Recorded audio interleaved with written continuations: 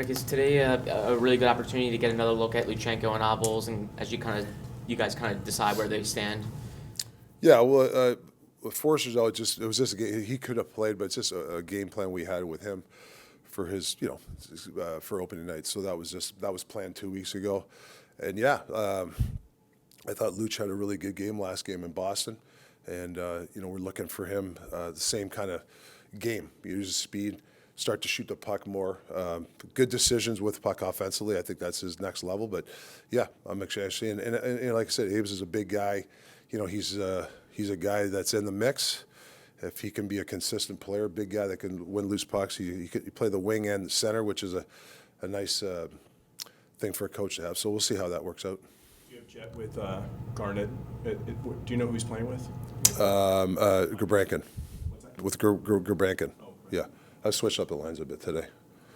Do you have a plan? Obviously Couturier is the captain and Konechny's got an A. Do you have a plan to give somebody else an A before the season starts? Yeah, there's a couple guys. I don't know if I haven't really decided how I'm going to do it, but Sandy's got to be in the mix. Seals is a guy. Like, we have a lot of capable guys. So whether I rotate or not, I haven't really come to that conclusion. What's your philosophy on fourth line guys as far as, do they have to be like just defensive type guys, or can they be offer some offense? And what are you looking for those qualities there in those players?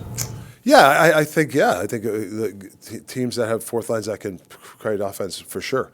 But for usually fourth lines, a lot of predictable hockey. Turning the tide with a good forecheck. Not afraid to put them on D-zone faceoffs. That's another key.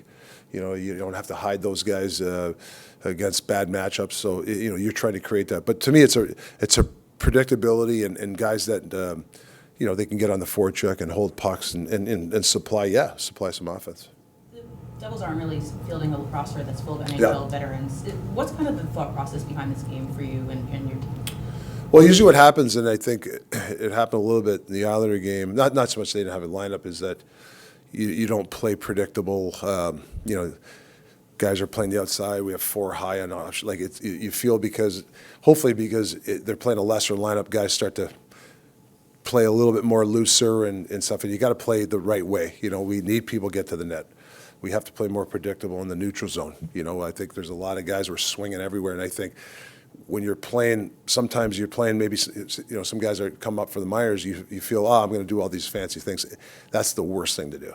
We have to get to our game, and we're still trying to build that game. So I need to see predictability, and we got to stop with the 2-on-0s and 2-on-1 rushes against. I mean, that's what we have to clean up. That's my job to get that cleaned up. We can't have these odd man rushes, and I think that we've had this camp 4 2-on-0s.